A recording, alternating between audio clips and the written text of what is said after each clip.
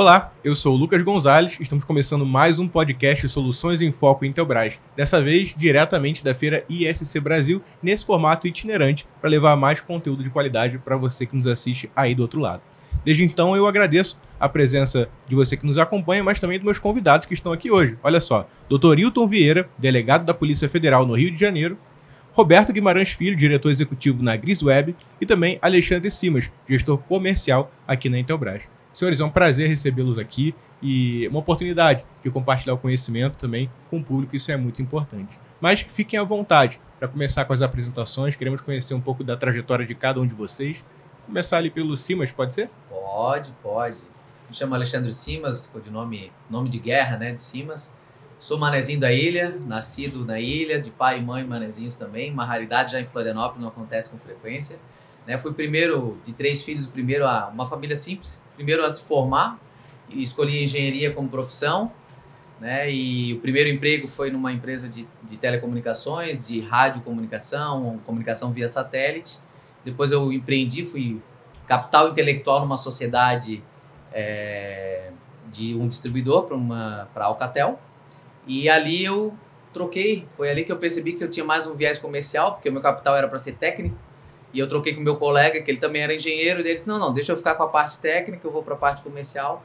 E logo em seguida eu entro na Intelbras. Isso faz 16 anos. Na Intelbras eu entrei no suporte técnico, logo fui para a parte comercial, né? Porque, de novo, né, eu já tinha entendido que o meu lado era mais comercial, não era para ficar atrás da mesa. Então passei por suporte técnico, marketing de produto, depois virei executivo de vendas. E faz 5 anos que eu assumi a gestão comercial no mercado de câmeras veiculares. E aqui estamos conversando com os senhores especialistas nesse mercado que eu fui descobrir nos últimos 5 anos. E esse é o Alexandre Simas. Que legal. Então vai nos ajudar, vai contribuir muito com o ponto de vista diretamente aqui da fábrica, né? Mas também temos a presença do Roberto com o ponto de vista do integrador. Compartilha com a gente também a sua experiência. Bom, boa tarde, pessoal. Prazer estar aqui com vocês. Na ESC, uma honra poder debater um assunto que nós temos é tão relevante hoje, né, no nosso país, e que a gente estuda e trabalha há tantos anos para conseguir ajudar a população, que no final essa solução é uma solução social. Eu sou o Roberto Filho, sou da GRIS, diretor executivo, estou há 20 anos no mercado já de tecnologia no setor de transporte. Temos hoje a GrisWeb, que é a gerenciadora de risco, integradora, que trabalha há mais de 14 anos com soluções para gerenciamento de risco e gestão logística no transporte de cargas. Perfeito. E temos também um ponto de vista do setor público, né? O Dr. Hilton vai contribuir conosco com esse ponto de vista. Mas também queremos lhe conhecer melhor. Sim. Sou Hilton Coelho, delegado de Polícia Federal, mais precisamente do Núcleo de Repressão a Crimes Postais da cidade do Rio de Janeiro. E estamos num trabalho lá incessante desde final de 2015. E houve uma época de muito assalto, que a gente conseguiu reduzir bastante, principalmente de um tempo para cá, com o uso de mais tecnologia por parte do próprio Correio, com filmagens e áudios e etc., porque é muito difícil combater o crime sem prova. A gente tem que ter... E quanto mais provas irrefutáveis e técnicas puder ter, melhor, né? Perfeito. Então, você já pôde perceber que será uma conversa riquíssima, tratando desse assunto de alta seriedade, de alta importância, né? Que é a questão da segurança do transporte de cargas, que não impacta só a questão logística, né? Mas o dia a dia de muitas pessoas, a questão de toda a sociedade sendo beneficiada, e hoje com esse ponto de vista do setor público, né? Como ele é beneficiado por novas tendências, por boas práticas, né? Trazendo inovação para esse segmento tão importante. Então, para a gente contextualizar, até te pedíssemos para trazer um pouco mais do tamanho desse desafio, né? A gente está bem atualizado, algumas palestras aqui na feira ajudaram a gente a ter um panorama maior. Traz para a gente um pouquinho do tamanho do desafio. O evento é rico aqui e ele só contribui com aquilo que a gente às vezes tem de sentimento, né? Mas o bom é dados, né? Dados. Eu, quando entrei para essa parte de gestão de câmeras veiculares, eu vinha do mercado que eu vendia, sim, solução 360 na Intelbras, atendia o sul do país, né?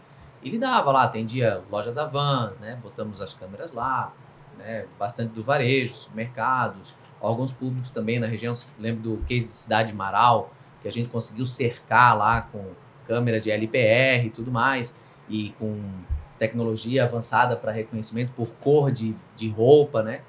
Então, forense, né? Pesquisa forense. E esse era o meu mercado. E aí eu fui para o mercado de frotas. Bom, agora eu tenho câmera somente frota veicular. E quando eu comecei e dei uma mergulhada, em princípio eu tinha assim, poxa, esse mercado é pequeno e tal. Aí não, eu fui ver o tamanho que é. Porque se a gente olhar para o Brasil, olha o tamanho do mapa do Brasil, a gente consegue ver que tem modal ferroviário, náutico e rodoviário. E o rodoviário é extenso, é grande, é gigantesco. E aí eu comecei a ver o desafio e ver o ecossistema, né? Onde não era... e são cenários, né? Daí tem um grande centro, tem as cidades mais afastadas, tem o meio do caminho. A gente percebeu alguns anos atrás os roubos em carro forte, né? No meio da estrada, na área de sombra, né? Então, e aí a gente vê que a estrada é rota de fuga, a estrada facilita, dificulta. E aí eu vi, cara, tem muita coisa, a gente viu o ecossistema de empresas de tecnologia, né? Eu achava que não tinha tecnologia, mas já tinha rastreamento, telemetria, isca, né? Gerenciadora de risco, seguradora. Eu vi, cara, um mercado maduro, complexo, porque daí você começa a participar desse cenário, você vê, cara, é desafiador. Só que isso é uma visão macro, né? Eu estou trazendo aqui, né? Que é Brasilzão. E aí a pesquisa que tu falou do painel aqui na SC, que é legal, fala que 88% dos roubos acontecem na malha rodoviária. 88%. Mas olha só, 70% acontece no eixo Rio-São Paulo. Então a gente vai dando a complexidade. E aí o Rio de Janeiro, tu não sabe, é um desafio. Então, quando a gente fala de complexidade, né, do mercado, do desafio de roubos de carga, roubo no transporte logístico de maneira geral, aí eu pergunto ao senhor, qual a complexidade desse cenário que o senhor foi durante anos? Né? Não peguei ele, quantos anos na polícia do Rio? Só no núcleo dos Correios, 9 anos. Núcleo dos Correios, perfeito. 9 anos. 25 anos de polícia. 25 anos de polícia. Me fala um pouquinho, né, da complexidade agora para um cenário um pouquinho mais micro, né? Não tão complexo, porque o Brasil é gigante. A gente não ia conseguir discutir todo o Brasil aqui, né? A gente fala eu falei que eu descobri também os desafios lá em cima é pirataria. Pirata. O cara entra no barco, rouba, pirata, entra com arma. Como é que sai? Pega uma lanchinha, já sai pela tangente, tá roubando carga. Então, cada cenário é um. Aqui eu acredito que tem outros desafios. Quais seriam eles, hein? Se a gente colocar uma lupa, né, no setor rodoviário Rio, São Paulo... É como um vírus, né? Eles vão se replicar, além de se replicar, vão se fortalecendo de acordo com o antibiótico que você usa. Então a gente tem que realmente estar sempre evoluindo, que eles são inventivos, né? Bem inventivos, bem criativos. Mas o nosso trabalho no Correio lá, por ser a cidade do Rio de Janeiro envolvida na história, embora eu tenha trabalhado em outras centralizadas, como Nova Iguaçu e Niterói, a questão do maior parte do tempo que eu passei no núcleo principal é a cidade do Rio de Janeiro. Então a gente tinha muito veículo leve de carga, né? Muito do Correio. E por conta disso, havia um efeito colateral desse grande número de roubos, que já chegou a 200 por mês, era muito assalto, que uma parte considerável desses assaltos eram assaltos forjados pelos próprios funcionários, porque havia uma terceirização muito grande, porque o carteiro fixo, o carteiro concursado, ele entrava em licença psicológica. Olha o dano que causa isso. E ele ficava, no mínimo, 15 dias em casa. Então você tinha que suprir isso aí com terceirização. A terceirização leva o cara a chegar com uma Kombi velha lá no negócio e ver que está fácil. Estão assaltando muito na Pavuna, por exemplo. Então eu vou levar para casa do meu cunhado e vou dizer que foi assaltado pelo pessoal da Pavuna. Isso estava ocorrendo muito. Ou seja, até mesmo com relação a gente pensar, não vou prender o ladrão. Mas quando você tem tecnologia, você está monitorando o funcionário também, né? Mesmo terceirizado. Aí ele já pensa duas vezes, porque vai ficar muito mais difícil para ele fazer isso. Tem GPS, tem tudo. Como é que ele vai para a casa do cunhado largar aquilo lá? Não tem como. Agora, quando você terceiriza, pega uma Kombi velha, o cara que antes fazia lotada no morro, para ele transportar correio, aí fica fácil. Aí fica chegava na delegacia de dia, que era onde era feito o registro, juntava lá 10, 20 caras para fazer numa tarde só, e o cara fazia 3, 4 linhas, que foi abordado por 2 motoqueiros que estavam de capacete. E tal, acabou. Acabou a investigação aí, não dá para reconhecer, porque estava de capacete, acabou. Nem se mostra retrato para o cara desse. Não tinha placa, não tinha nada, caso encerrado. Então, o roubo ia se retroalimentando, né? Tanto pela facilidade para o ladrão, quanto para o funcionário, mau funcionário, forjar roubo. Então, a gente começou em 2017 a fazer o registro no próprio núcleo, só aí já começou a acabar com os roubos fake. Porque explicar para a gente botava no Street View e me explica aí, onde é que você foi abordado? Já começava por aí. Um separado do outro já começava a dar mentira. Olha só. Então começou, só de cair uma meia dúzia, já começou, o pessoal, não dá para fazer desse jeito, né? Então já caiu essa parte do roubo fake, já deu uma reduzida. Aí você começa a pegar os caras de todo jeito, seja no método mais arcaico ou com tecnologia, a coisa vai ficando difícil para eles. E o correio era uma coisa atrativa por ser fácil, porque o correio, na sua maioria, é uma carga muito heterogênea. Não é uma carga de carne ou de pneu que você tem um comprador e você já sabe, leva a nota fiscal, você vai, me paga 50% aqui e leva. Já tem outra, o cigarro é assim, etc. Não, ali tem carta, tem isso, tem aquilo, tem vestido da comadre, tem panela, tem um monte de lixo. Ele quer o eletrônico, ele quer o que vale a pena. Então ele vai ter que separar aquilo e sair distribuindo, vendendo, levando um tempo danado para recolocar aquilo. Então a coisa fica ruim como negócio. Porque ele entre aspas, um empresário do crime. Ele precisa ter um custo-benefício, uma operacionalidade, etc. Quando começa a ficar difícil, ele vai fazer outra coisa. Eu sei de inúmeros ladrões de correio que migraram para o cigarro. Porque dentro do conjunto deles ali tinha um comprador na favela, era só chegar com a carga, entrega, me dá aqui, dinheiro vivo. Pix. Bom, acabou. Então, com a tecnologia, acabou de dar a pancada de estragar com a vida deles. Que legal. A gente vê que a tecnologia foi encontrada como uma solução, né? Do ponto de vista do setor público, de forças policiais e de empresas privadas como a Intelbras e a GrisWeb, né? Então, Roberto, como é que você tem estruturado a operação da GrisWeb para vencer esse desafio, né? Para levar essa inovação para campo?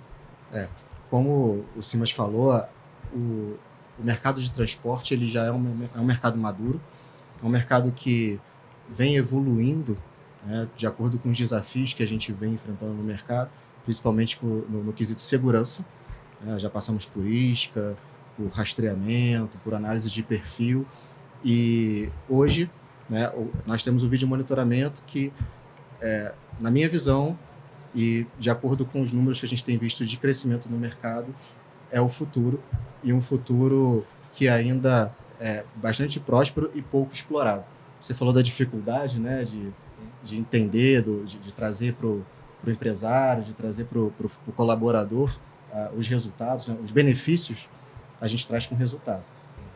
A gente precisa implantar, precisa ter inteligência para conseguir fazer. Não basta só a tecnologia. Se a gente tiver só a tecnologia em si, com processos bem definidos, com interações, né, junto aos órgãos públicos, para que a gente consiga fazer um trabalho em conjunto, a eficácia ela é baixa. Concordo plenamente. Eu queria dar um passinho para trás, assim, né? A gente já falou um pouco da tecnologia, né? Mas fora, nos bastidores, a gente conversava, que foi uma conversa boa. Mas antes, né? Você está há 25 anos, 9 anos. Você mencionou Street View, mencionamos isca, tecnologia. Mas eu queria ver o cenário um pouquinho para trás, assim, só por curiosidade. Porque você falava ali até da questão de legislação e reconhecimento facial, né? Então antes, como é que era antes, né? Porque hoje você consegue entrar no Street View e dizer assim, amigão, qual era a rua? Mas antes era o quê? Usava um mapa, provavelmente, abria um mapa. Não, nem chegava Essa é uma ponto, técnica, não? Porque a gente tinha que pegar o cidadão, ele não esperava ver uma imagem da rua que ele falou. Sim. Né? Eu tenho um caso, por exemplo, de uma dupla de terceirizados, de Kombi, em que o cara foi forjar o assalto. A menina saiu para a entrega e ele disse que foi abordado e foi embora com os ladrões. Só que ela tinha deixado o celular dela escondido para não ser roubado no banco, atrás do banco da Kombi. E a gente, rastreando o celular, viu que ele estava mentindo drasticamente para o lugar que ele disse que tinha ido. Ele foi para 10 quilômetros do lugar, do lado oposto.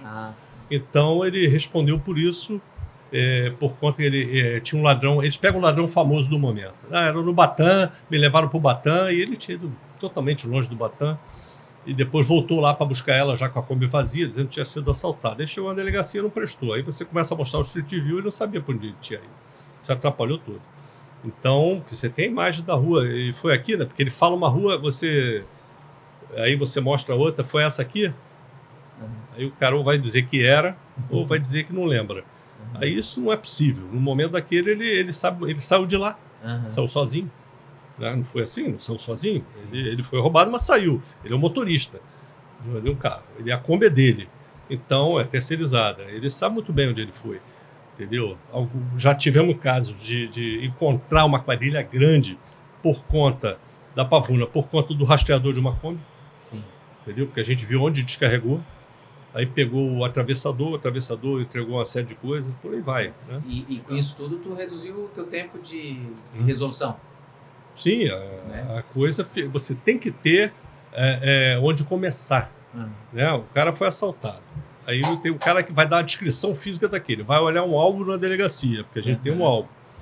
Não vai reconhecer ninguém, que é o normal, muitas vezes, né? O cara não é conhecido ainda. O caso se encerraria. Se não tem uma digital, se não tem uma imagem, se não tem uma testemunha que dê uma pista para, pelo menos, começar, você não tem nada. É um desafio, né? O legal é que ainda tem um trabalho humano muito grande, né? A tecnologia encurtou muito, mas ainda tem um trabalho humano de apurar tudo, né? E acho que a tendência, falando até um pouco de futuro, né? É que isso fique ainda mais acelerado, né? Talvez com o uso de inteligência artificial. Como é que vocês veem, assim, de futuro, usando a tecnologia que a Intelbras, né, pode oferecer para agilizar esse sistema, para a gente ter uma rápida resposta e combater esse cenário? Acredito, vou puxar aqui rapidinho, a gente, como provedor de tecnologia, né, indústria, a gente tem surfado a onda da inteligência, de algoritmo, né, de inteligência. Então, mas para isso tem alguns passos, né? A tecnologia está ali. Então, a gente já fala, por exemplo, algo simples. Quanto tempo já existe áudio, né? Áudio, voz, né? Telefone, há bastante tempo. Mas enquanto você testemunhava ali os casos, eu lembrei que num cenário, inclusive numa empresa de cigarro, que a gente começou minha primeira venda 7 anos atrás, e a gente emprestou o produto para ele testar.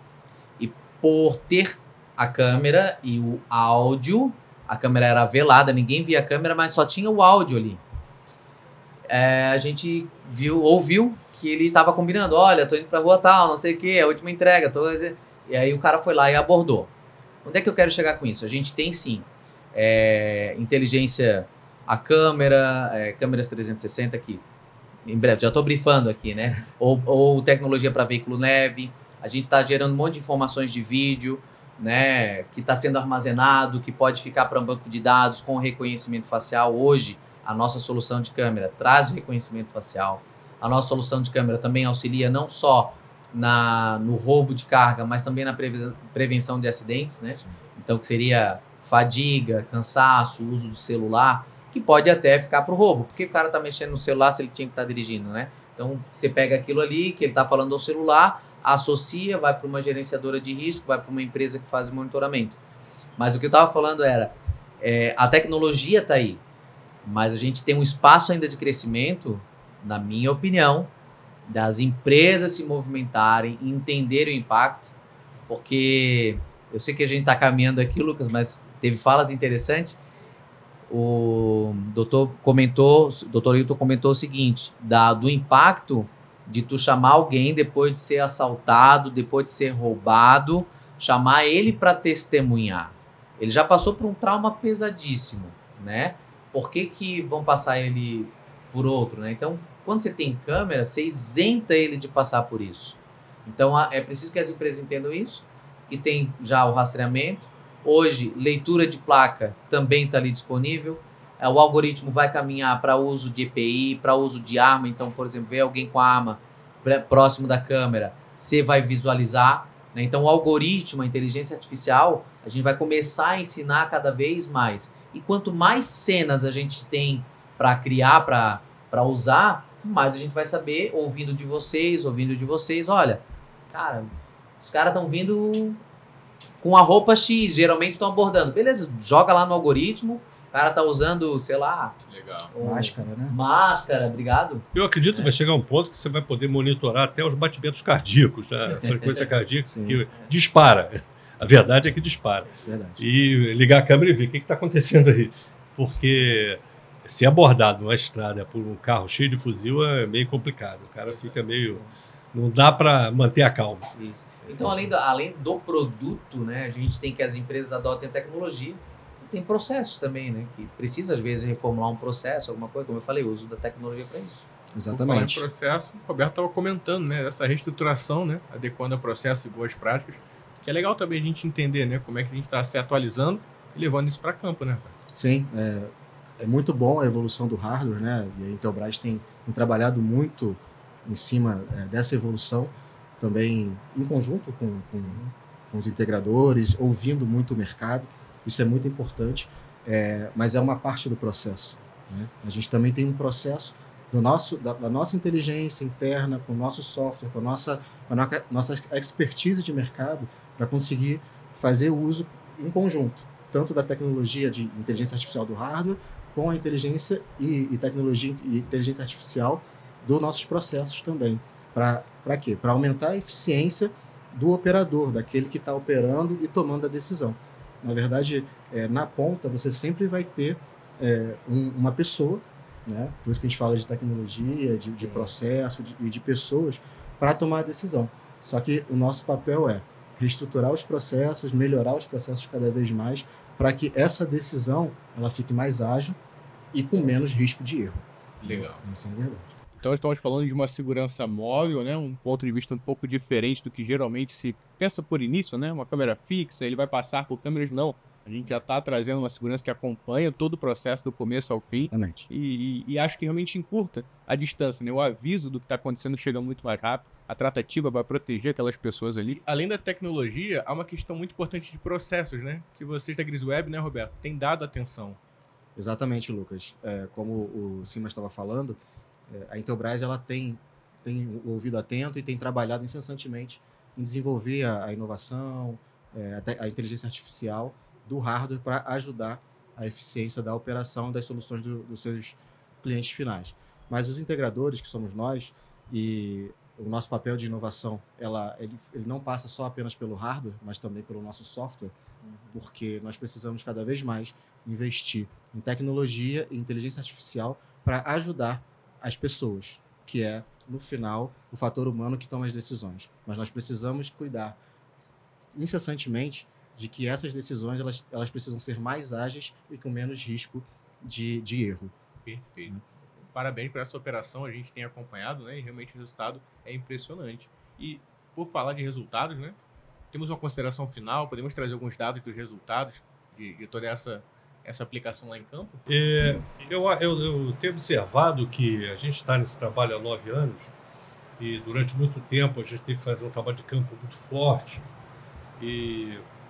Mas a principal mudança, que quando chega mais tecnologia, que chega um ponto que você não consegue mais combater em campo, você precisa ter a tecnologia a seu favor, é que o principal fator da tecnologia é a mudança comportamental no ambiente criminoso. É uma mudança de paradigma. Que uma coisa é senão você faz um trabalho de cortar o capim, como se diz no ambiente da Polícia Militar, você corta o capim, ele cresce de novo, você corta o capim, ele cresce de novo. Então, quando você tem essa mudança de comportamento, essa tecnologia que sabe que existe e vai evoluindo, já fica mais difícil a reincidência. O ladrão, você bota, ou seja, como se fosse uma desratização, em que você só mata os ratos que estão vindo comer e você não mata os filhotes, não mata as fêmeas. Então fica uma situação que vai se repetindo e vai crescendo. Aí você passa um tempo sem roubo, daqui a pouco começa a aumentar o roubo e volta tudo ao que era antes. A tecnologia evita isso, ela vai mudando esse paradigma, ela vai mudando o comportamento e chega um ponto que você consegue manter e vai extinguindo a ação desse tipo de ação, e fica muito difícil para o setor criminoso se adaptar a isso, superar isso e voltar a agir. Complementando a fala do Dr. Hilton, nessa operação que nós estamos exemplificando aqui, nós conseguimos uma redução de 96% num período de 12 meses. E não é uma redução pontual, mas é uma redução que se torna permanente, né? Essa operação ainda está em andamento, ela é permanente. Por quê? Não só houve a redução ela vem com prisões em flagrante, condenações sem necessidade de reconhecimento de vítima, como a gente estava falando da fragilidade. Então nós conseguimos uma segurança jurídica melhor. E isso, como eu falei no início, é um benefício social, porque você diminui as áreas de restrição de entrega, você consegue baratear o frete e você consegue dar acesso à população tudo aquilo que ela tem feito pedido, e o comércio eletrônico, depois da pandemia, ele representa uma boa parte do consumo. A gente falou, tu me perguntou, né, aqui sobre no futuro e tal, então a gente falou de produto, né, o que a gente está chegando, falamos de serviço, processo, e mais cedo também o Dr. Hilton falava de legislação, né, também é muito importante o avanço disso também, né? Que aí você contou um pouquinho como é que foi o avanço do reconhecimento facial, né? Pois é, porque embora seja uma evolução jurídica, ela acaba mudando a forma de agir da polícia, porque fica mais difícil atender essa demanda jurídica, essa demanda penal, porque fica mais direitos são acrescidos a esse mundo criminoso, e você tem que fazer de uma forma mais abrangente e mais certeira. Então a tecnologia vem de encontro a isso para poder ajudar a coisa a funcionar, porque de nada adianta a polícia trabalhar corretamente, prender, apresentar à justiça, se por uma questão de insuficiência de prova, de falha técnica da prova, ele venha a ser absolvido. Sim. Que isso aí acaba reverberando negativamente no trabalho policial, e o mundo criminoso começa a achar que o custo-benefício compensa. Perfeito. Então, olha, foi uma conversa riquíssima. Acho que cada um de nós aqui tirou muito proveito. Queria agradecer muito Roberto, Simas, Dr. Hilton por ter topado essa experiência com a gente. E acho que quem mais se beneficiou foi quem acompanhou lá de casa, né, e pôde tirar proveito. E utilize o espaço aí da barra de comentários para participar, para enriquecer esse tema. Ele continua, né? Ele perdura, e você pode continuar nos acompanhando nos próximos podcasts. Esse foi o Soluções em Foco Intelbras.